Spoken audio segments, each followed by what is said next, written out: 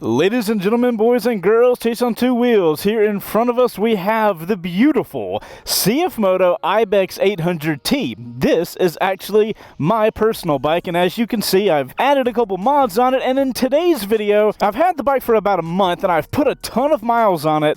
So today it's time for my inaugural 1 month review of my Ibex 800T. Now, just to give you guys a heads up, this is not going to go into detail about the motorcycle. This is going to be more of an owner's review. If you guys want to see a more like actual review of the specs and stuff like that of the bike, we have a first ride for you. I'll have a link for that in the description down below. You guys go check that out if you want to know specifics about the motorcycle. The purpose of the 1 month review is so I can let you guys know the things I've noticed while having the bike for a month, all the little creature things that you don't really realize until you've ridden the bike and you put miles on it or hundreds of miles on it. There's a lot of things that come up during that time, and that is what this video is all about.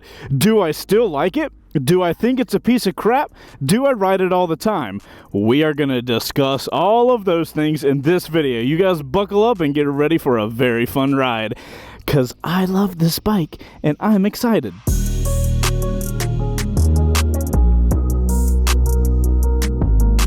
Also, before we get going, let me give you guys a little tour real fast on the modifications that we have gotten. So far, the only mods I've done are CFMOTO, like OEM mods that they offer for this motorcycle. As you guys can see, we got the panniers back here. Love those.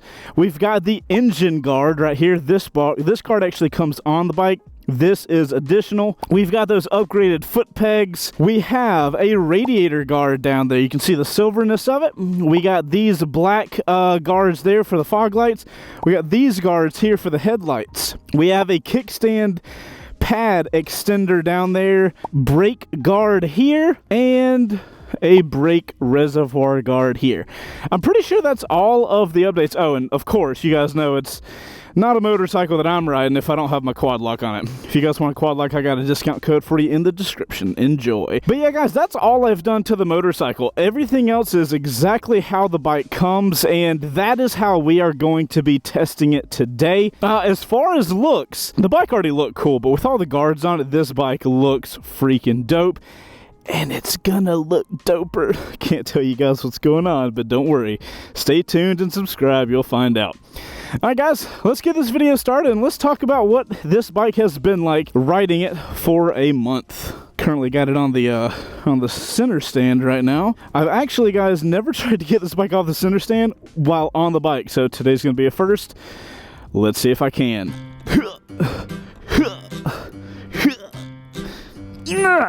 Yay, I made it. Okay, cool. So guys, I'm super excited and have been to make this video for you guys because CFMOTO is a relatively new player in the US motorcycle market. I've noticed a lot of trepidation from you guys in the comments. You're like, oh, I don't know if I trust a brand new brand and all this kind of stuff. So I've been really into it because I haven't had the experience like long term on these bikes, so I'm not really able to answer those questions for you on reliability and stuff like that. That's why I was really looking forward to the 1 month review, because I was like, you know, let me get this bike, let me put some time on it so I can let you guys know what it's been like. Also, we are getting farther and farther into the break-in of this bike, and I have to say, the more into the break-in it gets, the more of the torque starts coming out. The other day I accidentally power wheelie this thing, like legit accident.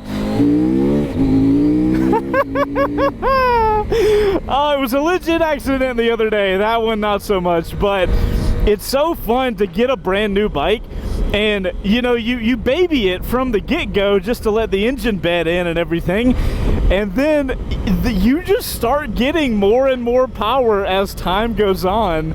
It's almost like a reward, and I have personally really enjoyed it. One reason I'm really excited about this video is because I get to really test the reliability for this bike for you guys to let you know how it is. The first thing off the bat that I have to talk about with this motorcycle is how incredibly comfortable this bike is. Like, to a shocking degree. I know an adventure bike would probably be more comfortable than other bikes in you know, just other bikes, especially sport bikes. I was not prepared for how comfy this bike is. Ever since I got the bags on it, I've been doing everything with this bike. I've been taking it to get groceries. I go and run little errands. Matter of fact, I'm running to do an errand right now during this video. I have noticed that this bike is just, I can ride it for hours, and I'm totally content with, I've not gotten tired riding it.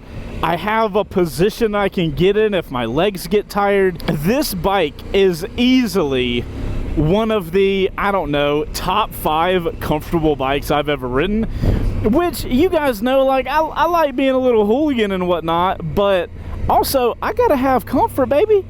Your boy's back is not what it used to be, so the seat is super comfortable. The arm position that I end up finding myself in the majority of the time while riding is extremely comfortable. I don't know if I've been on many more comfortable motorcycles than this, and it makes me just be totally okay with riding for hours on it, and it's been really interesting. I absolutely love it.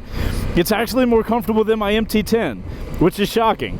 I am looking forward to, at this point, going on a really long road trip with it. For what you asked for. To really push the comfort and see how long I can last with it. Something I alluded to a minute ago was these aluminum side cases. Now, I mean, they're not the motorcycle, but they're a modification you can get for this motorcycle.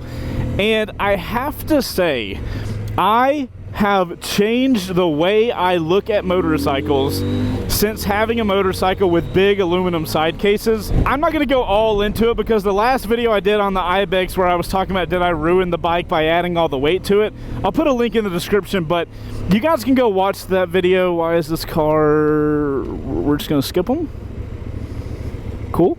Go watch that video because I go into way more detail about the panniers on here, but having this much storage on a motorcycle legitimately, at least for me, made me rethink or how I can and can't use a motorcycle. And I have found myself putting more miles on this bike because I know how much storage I have. I know I can run little errands and stuff like that.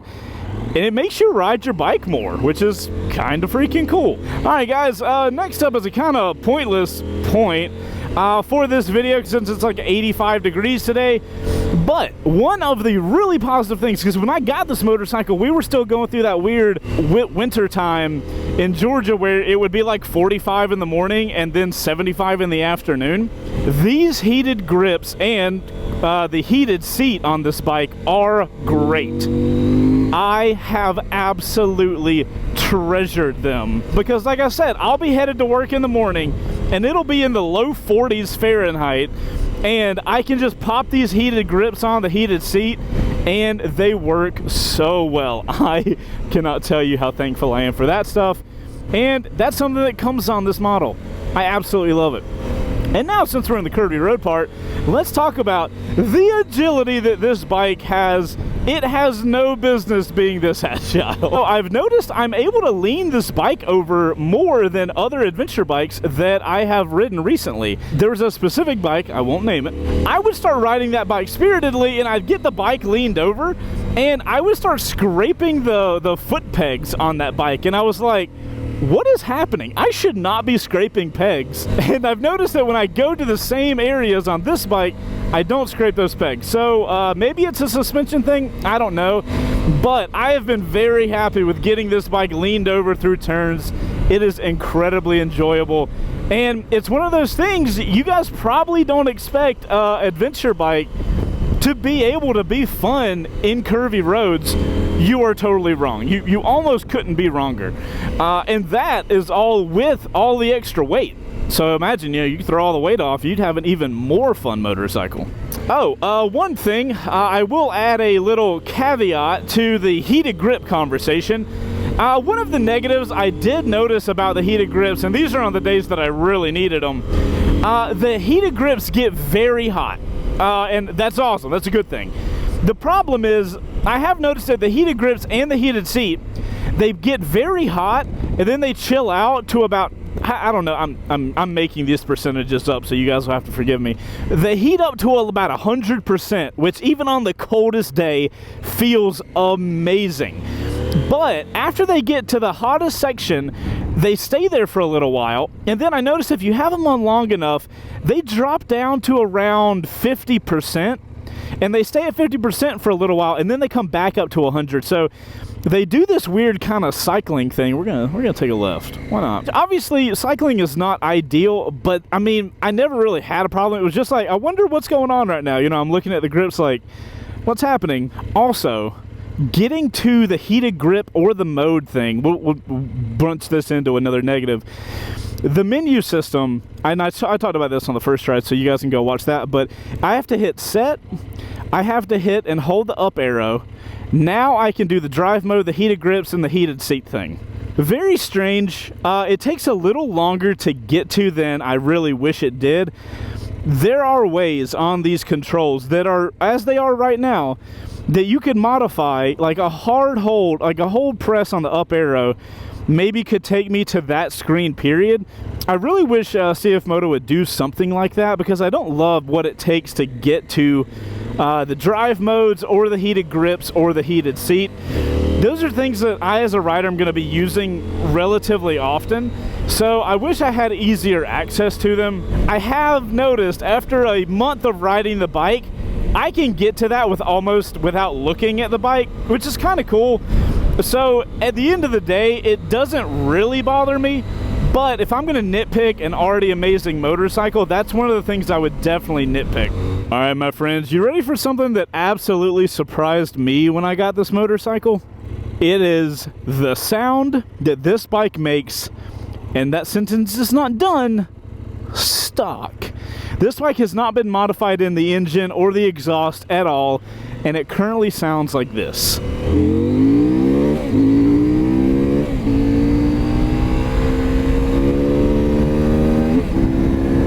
It's great. Oh my God. Stock. Absolutely stock. The bike is barely broken in, and it sounds like that. Honking on this bike has such a cool guttural noise, and I have an exhaust that I get to put on it. I could not be more excited, because I'm going to go from that to something better. This is one of those motorcycles that I wouldn't need. I didn't even want to put an exhaust on it, but I had a company reach out and they're like, hey, do you want an exhaust? And I'm like, yes, always. So stay tuned to the build. We're going to be putting that on, but just stock, this bike sounds great. Next thing we can talk about is the thing in front of me, which is that giant shield of a windscreen. Like I told you guys, I have put hundreds of miles on this bike. A lot of it back roads, a lot of it highway. This kind of goes into that comfort conversation, but this windscreen works great. I wish it was a little less cumbersome to use. I'll pull off and I'll show you guys how you have to actually use the windscreen since we're here talking about it. Hey, we can do another a small road turnaround test. Let's see if I can get turned around on this road. We don't have a ton of space. It's like a road and a half. Let's see what we got. All right, Ibex, it's all up to you, baby. Has nothing to do with me. Come on, come on. That's right, baby. Agility. So, windscreen works great, but this is just a tension mechanism. So all I have to do is loosen. What is it? Towards me is loosen. Yeah, towards me is loosen. Towards me loosen here, and then it kind of just falls down. I almost always ride with it up here, and I've had no problem with that. It's even been getting hot here in the Atlanta area, and I find myself just riding around with the windscreen all the way up all the time. It keeps a lot of wind off my chest, and there's still plenty of wind if I need it to cool me down. I haven't really had a problem at all. So I really like it. I wish the mechanism was a little different. What I would prefer, if we're gonna go old school where it's like, you know, manually doing it like that, I wish it was just a pull or a push, or alternatively, some of these bikes these days have these little turn knobs on the side. Would love to see CFMOTO do something like that. But like I said, it works. You can, you know, tighten it at whatever spot you want it to, and I've got no issues with it as far as I've been using it. Alrighty, my friends, next up we gotta talk about the power delivery on this little baby. And by little baby, I don't mean little baby. The power delivery at low RPMs is giggle worthy. That is the only way I know to describe it. This bike, it's a twin, it's very torquey, and it is incredibly fun to ride at low RPMs. It just thrusts you forward. If you guys are fans of torquey power, you will absolutely love this thing.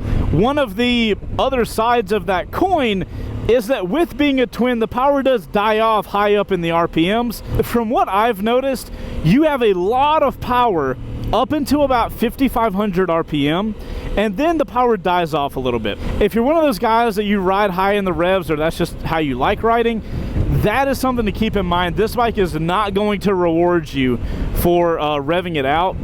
And from what I've noticed, now granted, this could be a little part of the break-in or something like that, but I feel amazing power up to 5,500, and then the power very quickly and almost like a switch dies off at about 6,000. Something to keep in mind. Now, speaking of RPMs and going through the gears, you're gonna have to use the quick shifter that comes on this motorcycle. It's really cool that this bike has a quick shifter. Watch, up, going into 5th, and we can go down into 4th. It's awesome that a bike that's cost like $11,000 or not even $11,000 comes with a quick shifter. Love that. Think CFMOTO is giving you fantastic quality for money. Now, the issue with that is that the quick shifter, when you're not really getting on it, the quick shifter is a little aggressive and abrupt. It doesn't have a smooth pedal feel. It's very like, pa, and it hits, you know, and it clicks into the gear. It's just something you need to keep in mind. You're not going to get a very smooth pedal feel when you're doing the quick shifter. What I have noticed is the quick shifter works incredibly well under more tension, under more power. So when you're really getting on it and revving the bike out, the quick shifter works way better. I know this is going to be a big duh for the majority of you guys, but I'm trying to let everybody know. I have noticed that the quick shifter is not happy at all when you're just puttering around.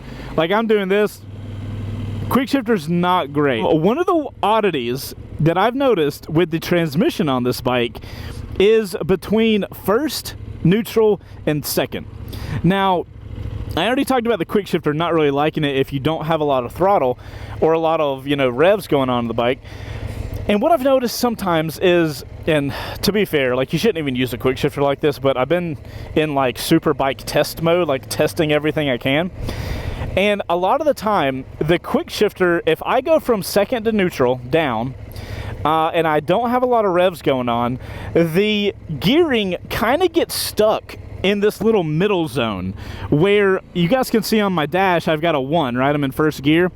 So when it gets stuck in that little middle zone, it doesn't have a gear indicator at all. It just has nothing there. And it's a crapshoot what gear I'm in or if I'm in a gear at all. So I've noticed what I'll have to do is slowly let go of the clutch and wait for it to grab, and if it grabs, I know I'm in a gear and I need to just shimmy the push the gear of the shifter up and down to like let it seat into that whatever gear it's trying to get into.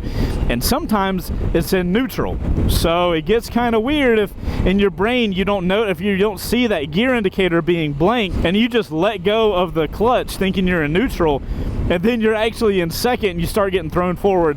Like, it happens rarely. Like throughout the month of riding this bike, I think it's probably happened 4 times, and I ride the bike almost every day. So just stuff to keep in mind as far as frequency and stuff like that. What?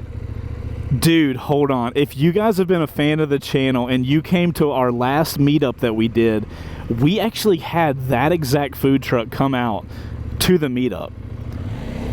That's hilarious. All right, guys, let's talk about something else I'm not in love with on this bike, and it is the cruise control deactivation mechanism. This is a ADV bike, and you guys know me, it has to have cruise control. Luckily, this bike does.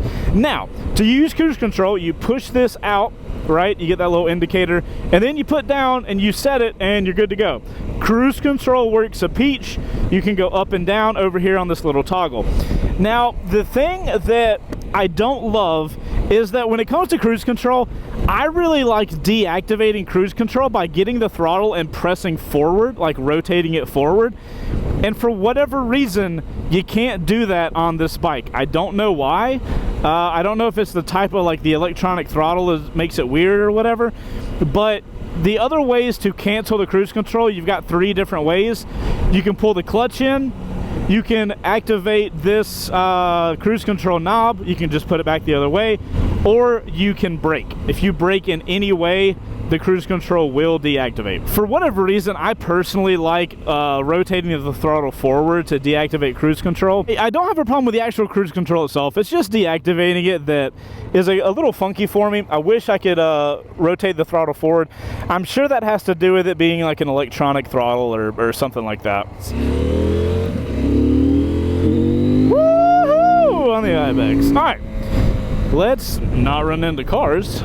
But also, let's talk about my final negative on the bike after riding it for a month. And this is mostly because I am personally a chicken shit, and it's the lack of traction control on this motorcycle. Now, if you guys are familiar, this bike has not only ABS, anti-lock brakes, but it also has lean sensitive ABS.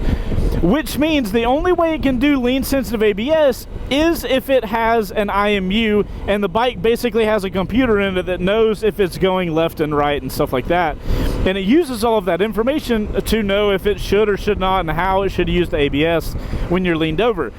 If you have something like that, you should be able to have traction control. I feel like we skipped a step with the traction control on this motorcycle. So the main reason I have a quote-unquote issue with that is because I do plan on taking this bike off-road, and I don't know, it would be nice to have traction control both on-road, especially in like wet conditions. If I had a little more computer aids, riding it off-road would be less nerve-wracking for me.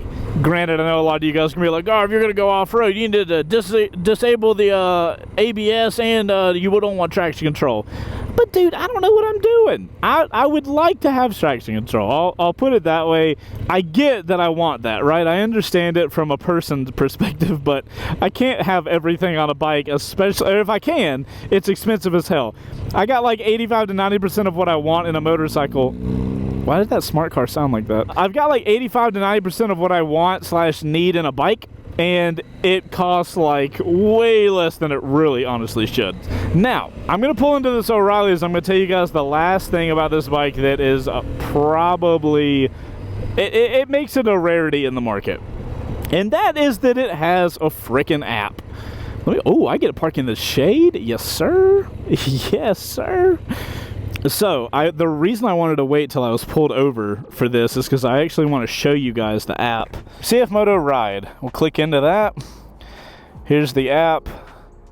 This tells you all types of stuff about your motorcycle. As you can see, my bike is there. Wait, how does it have the bags on it? There's no way it knew where my bags are. Anyway, you can tell where your motorcycle is. You can tell how many miles you've ridden on it, your average speed. This will also tell you if your bike moves. Like if one of the guys in the shop, if I'm not at the shop and one of the guys moves my bike to just like get it out of the way, the app will literally send me a notification that says, hey, your bike's moving. That is so freaking cool. I absolutely love it. We have a settings menu that we can get. We can put a geofence up, the location, dashboard settings. Oh my gosh, that's so cool. I should have dove into this way more. OTO. Over-the-air updates. You can update your motorcycle via your phone. How cool is that? We can do an inspection. What's the inspection do? Just tells me that everything's good. So it checks my dashboard, my ABS system, my engine control system, my ECU, intelligent terminal, T-box, whatever the hell that is, vehicle control system. This is amazing. I love this. And then finding your bike. Oh, there I am. There's my little motorcycle. Wait, can I? Oh, I can go look. I can go to me, go to the bike, and then go to the both. That is so freaking cool. So, fuel is sufficient. That's so neat. Oh yeah, that's right. I've gotten a notification from the app that my bike was low on gas.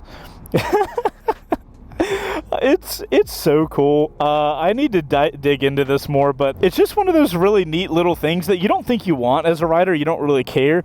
But then when my bike can tell me that it's being moved just on my phone, I don't have to buy a weird GPS system and get it installed.